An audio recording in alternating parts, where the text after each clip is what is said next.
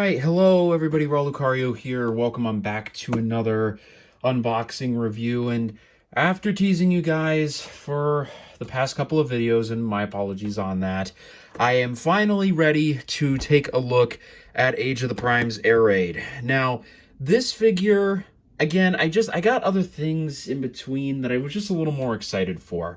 So I skipped out on him and did the Countach mold. If you haven't watched that, please do. It's a very great video. This, however, is from the new wave, which is, it seems like steadily becoming a bit more available, though it definitely still have some difficulty with finding it. Now, this figure is one that I think a lot of people might skip out on, right? Because it's just another plain Autobot, and wasn't one that was like heavily desired by the community, quite like Waspinator was, so there may not be as heavy a desire to pick this guy up. And a lot of people are saying that the other plain Autobot is better from this wave, which I don't even remember his name, the one with the orange face, so my apologies on that. But I have not held both figures in my hand to really be able to personally state that claim. But this figure has one thing that no other Power of the Primes box has. This, ladies and gentlemen, is one of 5 in order to collect to combine into Superion. This is kind of a rarity in the modern line, at least from what I've seen. Granted, I've not seen everything, but to sell combiner figures separately, usually, at least from what I've seen, they've been together. Now, please feel free to correct me if I'm wrong. Like I said, Transformers is still very much a newer territory for me, but this guy is one of 5 for Superion, and I don't think, at least from what I've been able to see, I didn't notice any other figures, at least out of the ones that were on my store shelves, that also combined into this. So it's very, very important if you're looking for a combiner to make sure and get all 5 of these. So hopefully he has instructions for how to combine, because if not, could be a bit confusing. But I'll stop wasting time. We'll get this guy out of the box and we'll take a look at him. Holy shit. You know, last week, where I looked at what I thought was the pinnacle of Transformers engineering in the Countach mold with Armada Wheeljack, today I'm looking at the bottom of the motherfucking barrel.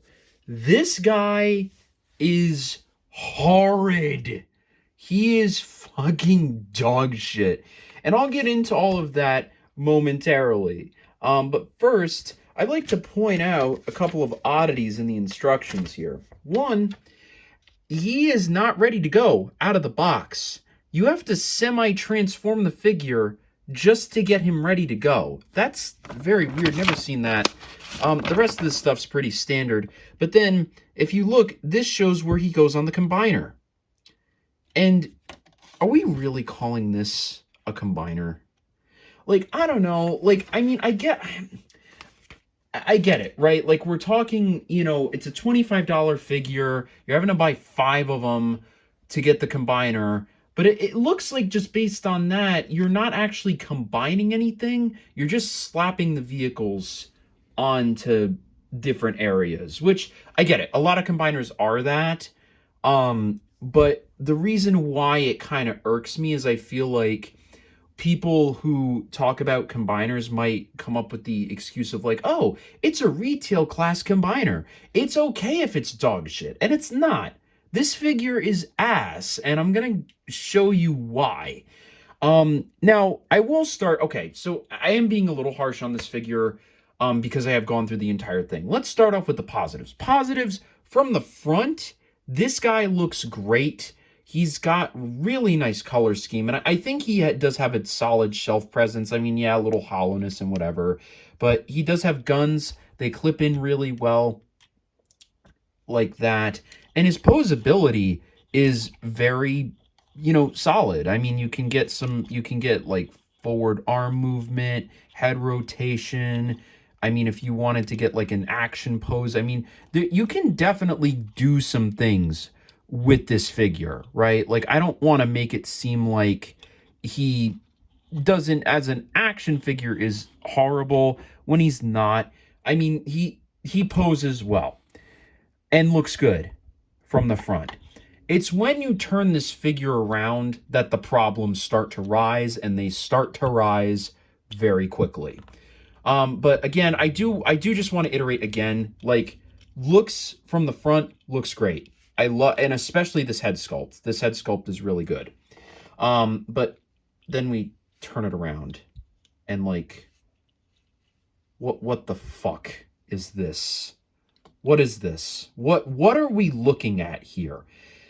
This is fucking, like, I mean, listen, okay, I get it. I'm not one of those people who's like, back kibble is hard, but like this it's too much. It's too much, and it's not so much with the amount that's here, it's with how it's positioned on the body. If this were able to be lowered to like this section, and then you had this, like then it would be much better. Or if you could remove this and it was able to be like a little mini drone that could be flown around, that would be cool and excusable. This isn't. And it also has to do with how it factors into the transformation that also just kind of irks it for me. But we can go ahead and get into the transformation now. I don't really feel much need to keep dawdling about with this figure. But I just want you to keep in mind this side profile before we get started with it. Just keep this in mind. All right, so how do we transform this guy? Well, very, very simple.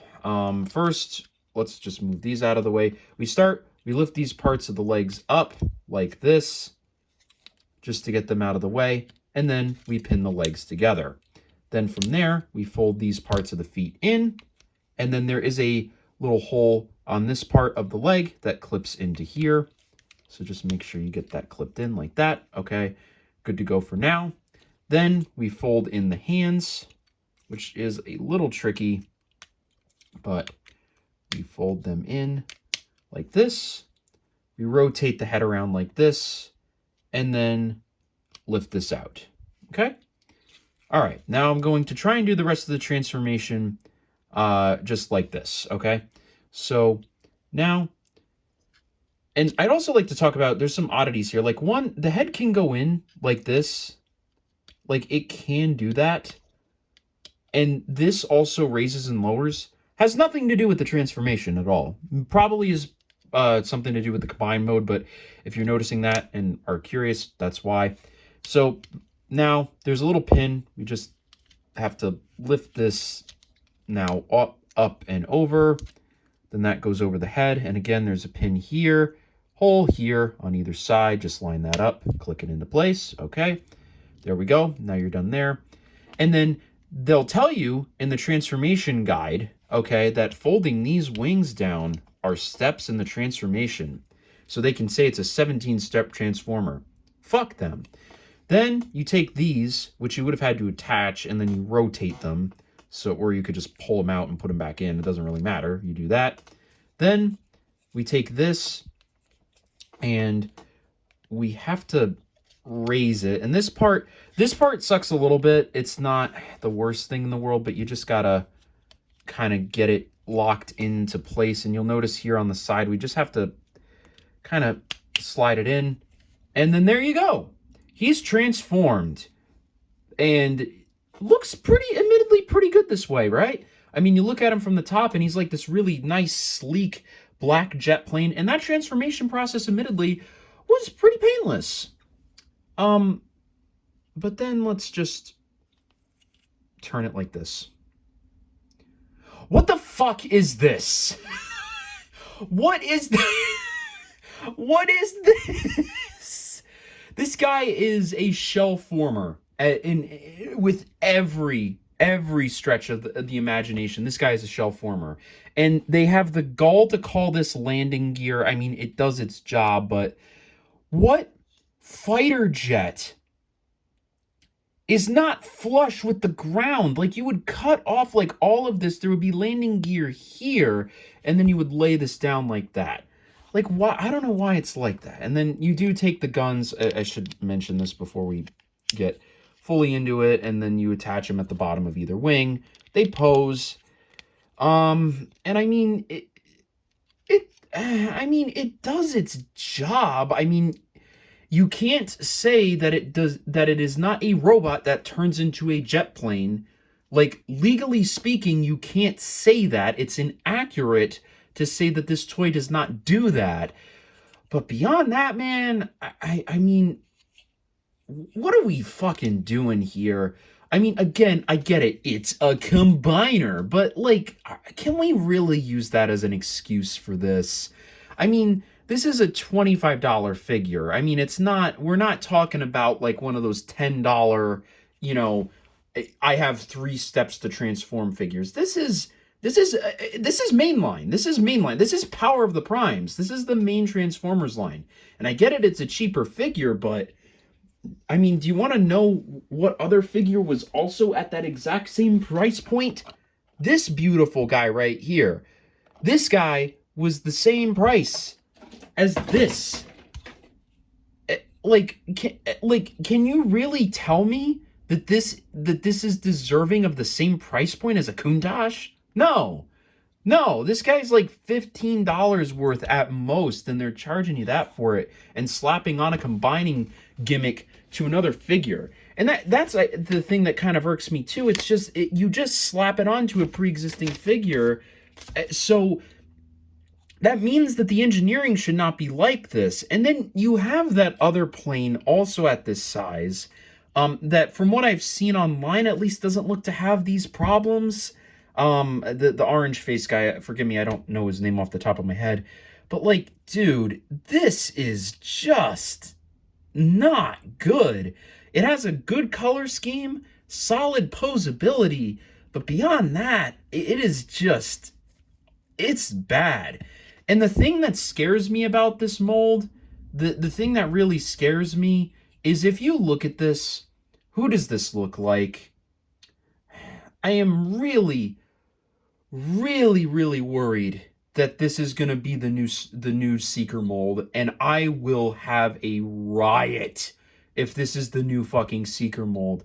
Starscream and the rest of his pals have had various molds. There was that one G1 mold, and then the Tetrajet mold, and those haven't really been on shelves for a little while, so we're kind of looking for the next new Seeker mold.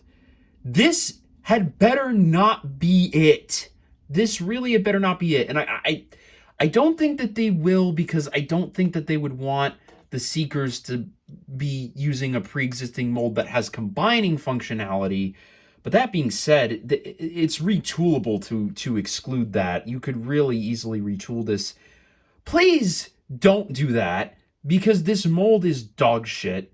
And really just everything I don't want Transformers to be. I mean, granted, a 5-year-old may not mind this. Admittedly, I can't say it's like the worst toy ever. I mean, and granted, it like, if you got them this over like one of those like 3-step changers that have horrible posability, I think that this is a better pickup. It's not the worst figure out there. It's just, I don't know. It's not good. And in terms of my official opinion here, do not get this figure unless you are either A, trying to complete the Power of the Primes line, which if you are, seek therapy, or if you're trying to get the Combiner, in which case, if you're wanting to get the Combiner, that's a more understandable reason. But otherwise, there is absolutely no reason you should pick this guy up. There are many other plain Transformers that you could get, all of which are infinitely better than this guy. And he's just, like, again, not the worst figure I've handled, but just, I mean, really the only word I can think of is lazy. This is a lazy Transformer, and it's what I don't want to see from Power of the Primes. Really not looking to see that. So, admittedly, I'm a little disappointed with Power of the Primes right now, because the first one I got was Waspinator, which was a retool of the animated Bumblebee, which retools are fine. I don't really mind retools, but it was kind of hard to transform. It looked imposed well, so at least it had that going for it, but the transformation was a little difficult. The transformation was fine, but boring, and the figure itself is also boring and looks not good. So there's that. I just am really, really hoping that this is not where this line goes. And I'm a little nervous because I have another figure in this line to go. Though luckily it's of the larger size class, so I have better hopes for it. We're going to be taking a look at him in the next video. Red Alert, folks. We have Red Alert secured. So I'm looking forward to Red Alert, but if Red Alert goes bad, then to be honest, I don't know that I'll have a whole lot of high hopes for this new line going forward if Red Alert is also not what I would be hoping for. But that being said, it's the start of a new line. There's always going to be ups and downs. It's just really important to nail that start. And as for the figures that I've handled, at least, which admittedly is not a whole lot, Power of the Primes is not quite where I'd like it to be. So hopefully we see that it gets better. And if I had to rate this figure numerically, I would say probably like a 4. 4 out of 10 feels about right. It's got good posability, good colors, but that alone cannot save it. It has horrific kibble. And see, that's kind of where, like, I also can't justify the backpack kibble for that reason too, because it has horrific kibble even more so in vehicle mode. So the kibble, in my opinion, is not justifiable here. If a backpack kibble folds up nicely in vehicle mode, then I can at the very least be tolerant of it. But this doesn't do that, so I have no reason to care about it. It just pisses me off. But yeah, 4 out of 10 for this figure. It really, again, not worth picking up unless you're looking for the combiner. But admittedly, he does have some redeeming qualities on him, so I can't say that he's the worst figure I've ever handled. Probably one of the worst I've reviewed, but not one of the worst that I personally handled. But that being said, hope you guys did enjoy this video, and again, hope you are looking forward to the next one when we take a look at Red Alert here. And if you did, please be sure to leave a like, comment, and subscribe, and I will see you all in the next one. Bye!